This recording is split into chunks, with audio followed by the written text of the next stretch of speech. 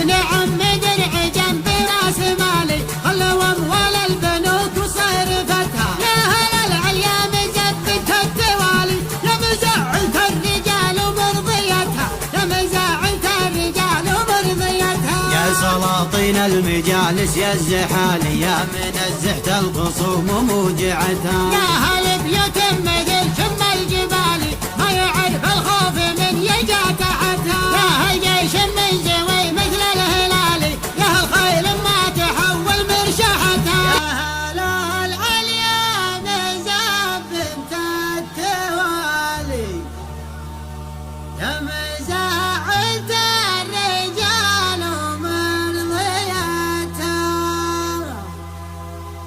يا سلاطين المجالس يا الزحالي يا منزهة الخصوم وموجعتها يا هل بيت مثل شم الجبال ما يعرف الخوف من يلجا تحتها يا هل بيوت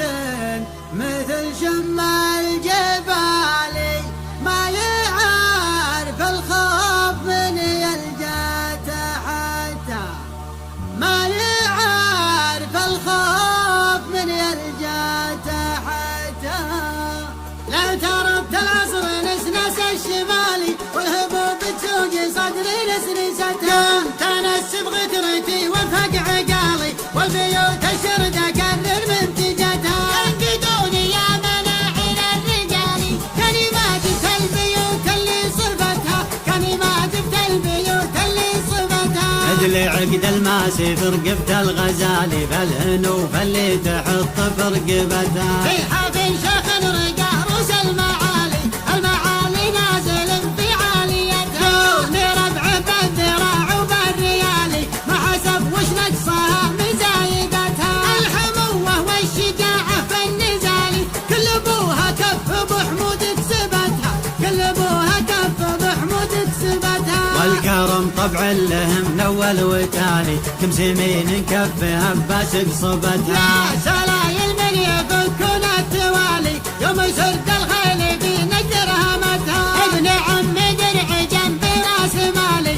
خلوا اموال البنوك وصرفتها يا هلا العليا مزبت الدوالي يا مزعلت الرجال ومرضيتها يا مزعلت الرجال ومرضيتها يا سلاطين المجالس يا الزحالي يا منزهة الخصوم وموجعتها يا هل بيوت مثل شم الجبال ما يعرف الخوف من يجا تحتها يا هل جيش من زوي مثل الهلال يا هل خيل ما تحول مرشحتها انت خوف الحرب خطلان العيالي البكار السهج ترك درهمتها البكار السهج ترك درهمتها يا رحمن المجد يا كرام السبالي يا سلاطين المواقف وعمدتها ان عطيت ما جال المعطي مجالي ومنعت قله واللي معطيتها للبقوم اللي رقيت للعوالي للفعول اللي مواقف اثبتتها القمي